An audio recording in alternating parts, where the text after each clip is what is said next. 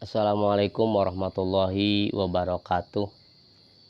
Alhamdulillahilladzi tasofa bil kamalat wassalatu wassalamu ala sayyidina Muhammadinil ladzi uyyida bil mu'jizat wa ala alihi wa sahbihi ladina fa'alul hasanat wa jatinabul munkarat amma ba'du.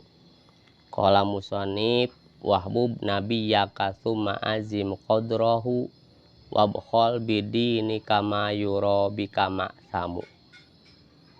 Alhamdulillah urang tiasa neraskeun deui hanca ayeuna bagian bait wahbub nabiyyaka tsumma azim qadrahu wabkhol bidini kama yuro bikama samu. Urang aos heula. Wahbub nabiyyaka tsumma azim qadrahu wabkhol bidinika ma yura bikama samu. Kaopat belas mahabah ka Nabi Muhammad kalima belas ngaluhurkeun martabatna kagenep belas teguh nyekel hukum Islam koret diri ngalakonan pamaksiatan. Adina ieu bet dijelaskeun tilu cabang iman.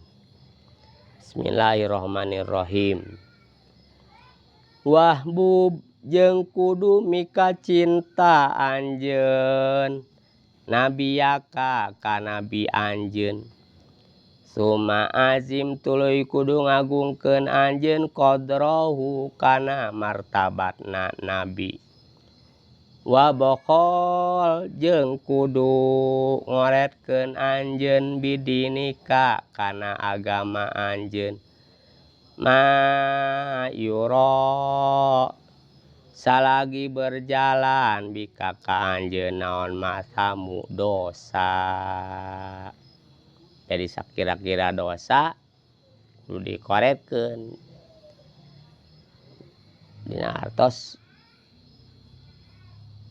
koret gitu. Teu gampang kana ngalaksanakeun dosa. Zakaro nyarioskeun sa anazimu kinazim fi hadal baiti dina ieu bet salasa syu'abin kana tilu pirang-pirang cabang iman. Jadi dina ieu bet teh aya tilu cabang iman. Payukolu maka dicarioskeun alana sakima netepan kana runtuyan perkara takodama anu geus dipayun itu emak. Jadi neraskeun ti payun. Ti payun terakhir teh cabang iman anu ka-13 berarti ayeuna ka-14, 15 sareng 16. Wasumbatu robi'ata asyarota jeung ari cabang iman anu ka-14 hubu nabiyina eta mika cinta ka nabi urang sadaya Muhammadin tegasna Kangjeng Nabi Muhammad sallallahu alaihi wasallam. Qala ngadawuh sa Rasulullah sallallahu alaihi wasallam la yu'minu teu kasub jalmi anu iman sadukum salah saurang ti aranjeun hatta akuna sehingga bukti kami abu eta leuwih dipika cinta ilahi munggu ahad min nafsi tinimang dirina itu ahad wa malihi jeung hartana ahad wa waladihi jeung budakna ahad wa walidihi jeung ibu bapakna walad wan nasi jeung jalma-jalma ajmaina tegasna sadayana. Wal muradu jeung ari anu dimaksud binasi ku nas ghairu haula'il madkurina eta salianti anu tos dicarioskeun salianti budak kerabat salianti budak indung bapa tak kitu nya salianti eta buktina minal korobati ti pirang-pirang kerabat wal ma'arifi jeung kenalan wal jiron jeung tatangga wal ashabi jeung pirang-pirang sahabat wa ghairihim jeung lianti anu kabeh pokona teu leuwih dipika cinta tinimang cintana kang Kangjeng Rasul Muhammad sallallahu alaihi wasallam. Wa ubur rasuli jeung ari cinta ka Rasul huwa eta ari itu ubur Rasul ainuhu billahi eta datiana cinta ka Allah.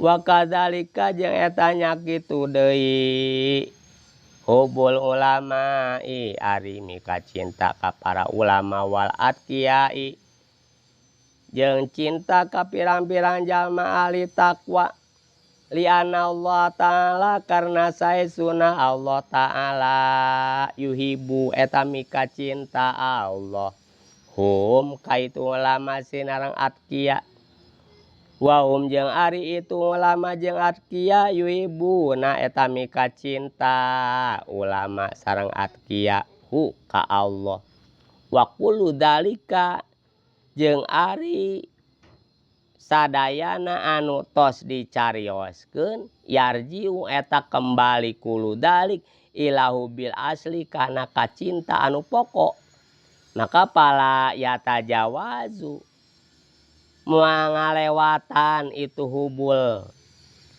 itu dalik huka Allah ila ghairihi kalianti Allah pala mabuba maka teu aya anu dipika cinta bil haqiqati kalayan hakikatna inda dawil basoiri dipayuneun anu ngabogaan pamikiran illallahu ta'ala kecuali Allah ta'ala.